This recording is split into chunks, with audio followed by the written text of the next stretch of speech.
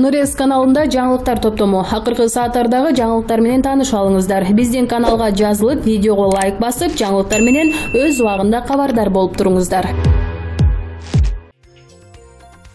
Бүгүн 21 октябрда Бишкек шаардык сотунда Бишкектин жылуулук электр борборун оңдоп түзүүдөгү коррупцияга байланыштуу абакта отургандардын Сапар Исаков, Жантөрө Сатыбалдиев, Осмонбек Артыкбаев, Айбек Калиев, Жолдушбек Назаров, Салайдин Авазов, Темирлан Биримкуловдун бөгөт чарасы каралып, ал эч өзгөртүүсүз калтырылды. Бул тууралуу шаардык соттун басма сөз кызматы билдирди. Алардын айтымында Сырлов райондук соту шек саналып жаткан адамдарды 12 декабрга чейин камакта калтыруу чечимин 7 октябрда чыгарган. Ага нааразы болгон шектүүлөрдүн адвокаттары шаардык сотко арыз менен кайрылышкан. Адвокаттардын арыздары канааттандырылбай, райондук соттун чечими күчүндө калган. Эске сала кетсек, 2018-жылдагы кышкы чилдеде ЖЭПте авария болуп, Бишкектин тургундары бир жума бою жылуулуксуз калган. Үшүп калган эл андагы аткаминерлерди катуу сынга алып, алардын жоопко тартылышын талап кылган. Ошондон улам териштирүү болуп, оңдоп түзөө иштеринде коррупция бар экени аныкталып, бир топ адамга кылмыш иши козголгон. Бир гана мурда финанс министри Ольга Лаврова үй камагына чыгып, калганы камакта калган. Алар экс-премьер-министр Сапар Исаков, Жантөрө Сатыбалдиев, мурдагы энергетика министри депутат Осмонбек Артыкбаев, Улуттук энерго холдинг компаниясынын мурдагы төрагасы Айбек Калиев, анын ошол кездеги орун басары Жолдушбек Назаров, электр станциялар ишканасынын мурдагы жетекчиси Салайдин Авазов жана ЖЭПти модернизациялоо долбоорунун мурдагы аткаруучу директору Темирлан Биримкулов. Булардын баарына коррупция жана кызмат абалынан кыянаттык менен пайдалануу беренелери менен айып тагылган.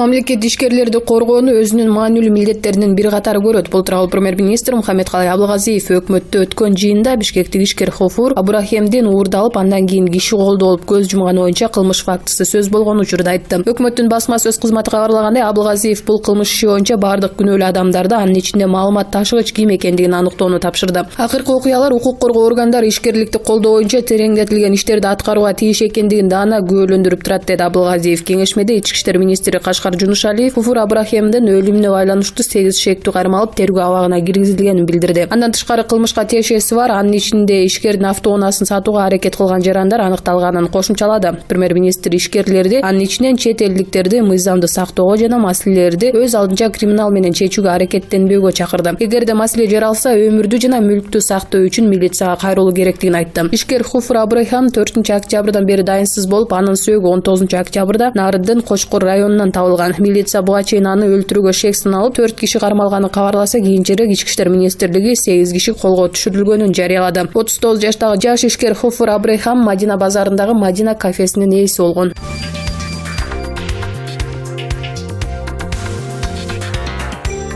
Каба улуу Кожомкул атындагы спорт сарайы 1974-жылы курулган. Бул жыл аралыгында ал биздин өлкөнүн спорт жана маданий жашоосунун абдан маанилүү объектиси болуп калды. Дал ушул жайда ири спорттук мелдештер, иш-чаралар, жергиликтүү жана чет элдик артисттердин катышуусунда концерт өтүп келет. Элит Хаус компаниясы жоопкерчиликтүү кооперативдик социалдык саясатты жүргүзөт. Анын алкагында Бишкекке көмөк көрсөтүп, спорт сарайынын реконструкциясы жана өнүгүүсүнө өз салымын кошуп жатат. Бүгүнкү күнгө карата оңдоо иштери аягына чыга электигин белгилей кетүү керек. Отургучтарды алмаштыруу Элит Хаус компаниясы жүргүзүлүп жаткан иштердин биринчи эле баскычы. Жакын аралыкта сахнанын көшөгөсү жана залдагы көрсөткүчтөр да алмаштырылат. Андан тышкары аныкталган бюджетке ылайык спорт сарайынын администрациясы тарабынан айтылган башка маселелер чечилет. Элит Хаус компаниясы жана Каба улуу Кожомкул атындагы спорт сарайынын ортосунда мамлекеттик жеке жактын өнөктөштүгү тууралуу макулдашууга кол коюлган. Анын алкагында компания концерттик залдын реконструкциясы боюнча иштерди жүргүзүүдө. Элит Хаус толугу менен өзүнө алган милдеттемелерди аткарып жатат жана макулдашууда аныкталган мөөнөттүн ичинде аягына чыгарат. Каба улуу Кожомкул атындагы спорт сарайы сыяктуу республикалык маанидеги маанилүү объектинин тагдырына коомчулук көңүл коюш карабаганы кубанычтуу. Элит Хаус компаниясы концерттик залдын реконструкциясына коротуп жаткан салымына карата көңүл буруу позитивдүү нукка багыт алат деп ниет кылат. Муну менен Каба улуу Кожомкул атындагы спорт сарайынын реконструкциясына жана анын кийинки өнүгүүсүнө шаардыктарда ишкерлер да колдон келишинче салым кошкон болот.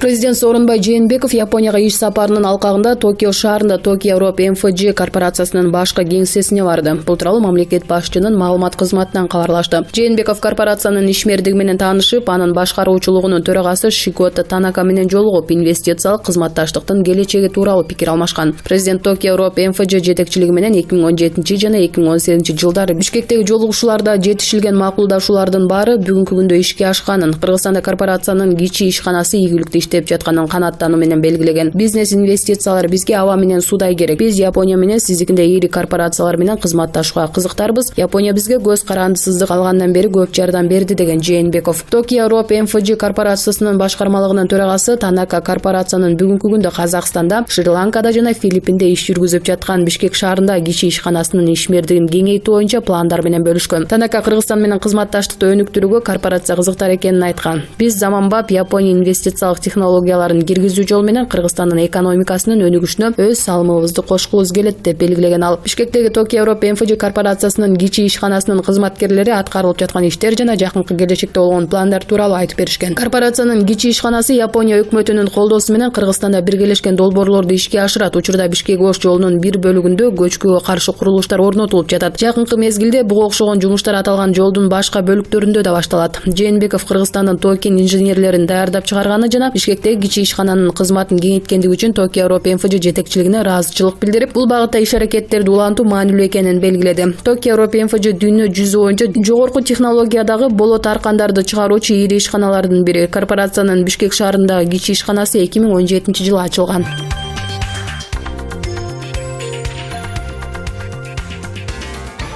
Ырчы Данияр Эрматов сүйүктүүсү менен түшкөн сүрөтүн социалдык тармактагы баракчасына жарыялады. Урматтуу кыргыз элим, сүйүктүүмө жолуксам, өзүм сүйүнчүлөйм деп сиздерге убада берип дайыма айтчу элем. Мына бүгүн ошол күндү Кудайым насип кылып, сиздер менен тааныштыргым келди. Бул кыз менин сүйгөнүм, дейт Эрматов. Ырчына сүйлөшкөн кызынын аты Айсалкын Сыдыкова. Эрматов Супер KG порталына Айсалкын менен сүйлөшкөнүнө 2 айдын жүзү болгонун айтты. Кудай буйрса, быйыл ноябрь айында баш кошобуз деп пландап жатабыз, дейт Ырчы.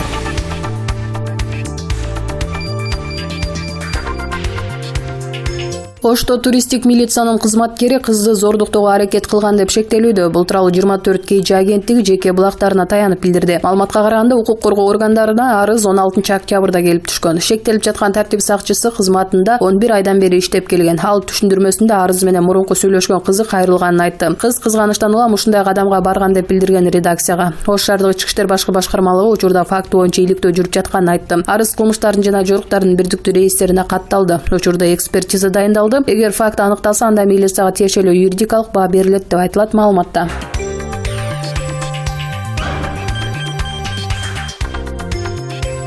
'Орусиянын Москва шаарында документтерин жоготуп, метродо күн көрүп калган Ош облусунун тургуну Каныбек Кочкоров Кыргызстанга келди. Анын мекенине үйүнө келишине Акыйкатчы институту көмөк көрсөттү. Бул тууралуу Акыйкатчы институтунун маалымат кызматы Барометр KG сайтына билдирди. Каныбек Ош шаарына үйүнүн жанына жетип, бул үчүн жардам бергендерге видео аркылуу ыраазычылык айткан. Буга чейин Акыйкатчы Токон Мамытов мекендешибизди таап, тиешелүү жардам берүүнү Москвадагы коомдук башталыштагы жардамчысы Улан Кошматовго тапшырган. Акыйкатчы институтунун өкүлдөрү мекендешибизди таап, Кыргызстанга жиберүү жолдорун карап жатышканын Барометр KG жазган болчу. Эске сала кетсек, 20 күн мурда Москвада көчөдө көзүнө жаш алып, жардам сурап жүргөн кыргызстандык тууралуу видео социалдык тармактарда тараган болчу. Анда метродо жашап калган жаран Кыргызстандын Ош шаарынан экенин, паспортун жоготуп, көчөдө тилемчилик кылып жан багып калганын айткан. Видеодон ал тааныштарынын атын атат, мени үйгө алып кетчи деп көзүнө жаш алып кайрылган. Ага жолуккан дагы бир мекендешибиз Каныбектин аты жөнүн каяктан болоорун сураган. Анын метро текстильшикте жашаганын, тезинен жардам берүү керектигин айтып, видео аркылуу кыргызстандыктарга кайрылган болчу.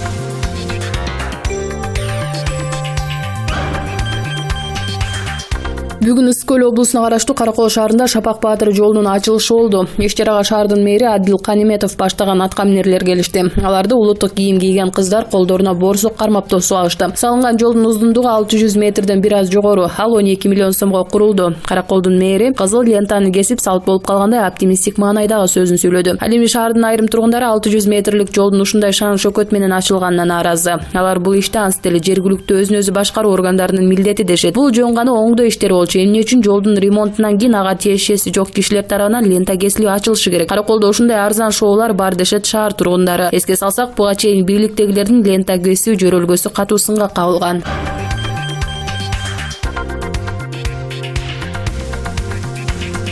16 октябрда президент Жээнбеков БШКнын төрайымы Нуржан Шайлдабекованы кабыл алып, алдыдагы шайлоолор боюнча сүйлөшкөн. Анда Шайлдабекова Кыргызстанда кезектеги парламенттик шайлоо келерки жылы октябрь айында болот деп президентке маалымат берген. Бирок ал жолугушууда президент шайлоо өз убагында болуш керек деп БШК төрайымынын сөзүн бекемдеген эмес. Расмий маалыматта андай сөз жок. Ошондуктан парламенттик шайлоо мөөнөтүнөн мурда болот экен, ал эмес келерки жылы февраль айына жеңишинен белгилениптир деген сөздөр удургуп жатат. Саясий чөйрөдө парламенттик шайлоо февраль айында болор толугу менен чечилген маслихаттар айтылууда. Белгилүү болгондой, парламенттик шайлоо маселеси президент Жээнбековдун тыкыр көзөмөлүндө турат. Ал азыркы депутаттарды, саясатчыларды бирден чакырып, ой максаттарын сурап жатканын буга чейин айтканбыз. Шайлоо жарыянына көмүскөдөн Асылбек Жээнбеков активдүү аралашууда. Ага эң жакын адамдарынын бири болгон Төрөбай Зулпукаровдун активдүү кыймыл-аракетин Асылбектин кыймыл-аракети деп айтууга толук болот. Асылбектин кыймыл-аракети деп айтууга толук болот. Ошондуктан саясатта кадр дайындоодо Зулпукаров эң таасирлүү фигурага айланып чам карактап турган чагы. Мына ушул эрендер мөөнөтүнөн мурда шайлоодо Кыргызстан, мекеним Кыргызстан замандаш партиялары өтүүгө тийиш деп келерки жогорку кеңештин курамын бычып койгону айтылууда. Бул максат аткарылыш үчүн азыркы жогорку кеңеш жаңы жыл алдында өз эрки менен таркап кетүүгө тийиш. Белгилүү болгондой, жогорку кеңеш эки учурда тарайт. Биринчиси Конституция берген убакта коалиция курап өкмөттү дайындай албаса, экинчиси өзүн өзү таратуу жолу бар. Албетте азыркы кезде бийлик экинчи вариантты караштырып жатат. Жаңы жыл алдында депутаттар тарап кетели, жаңы жылга жаңы парламент, жаңы өкмөт менен баралы дегендей жүйө менен таркап кетиши күтүлөт. Жогорку кеңеш таркаар замат президент 5 күн ичинде мөөнөтүнөн мурда шайлоо жарыялоого тийиш. Ал шайлоо 45 күндөн кечиктирилбей өткөрүлүшү керек. Демек, окуя мына ушул нукта өнүксө, кезексиз парламенттик шайлоо келерки жылы февраль айынын орто чендеринде өткөрүлөт. Бул мезгил бийлик үчүн абдан ыңгайлуу, анткени оппозициянын даярдануусуна убакыт өтө аз болот. Суукта үгүт иштерин жүргүзүү да жеңил болбойт. Бийликтин административдик ресурсу гана ар кандай аба ырайына карабай иштейт. Нааразылык акциялары үчүн да күндүн сугу терс роль ойнойт. Айданбек Акматов, Булак Назар, Ньюс KG.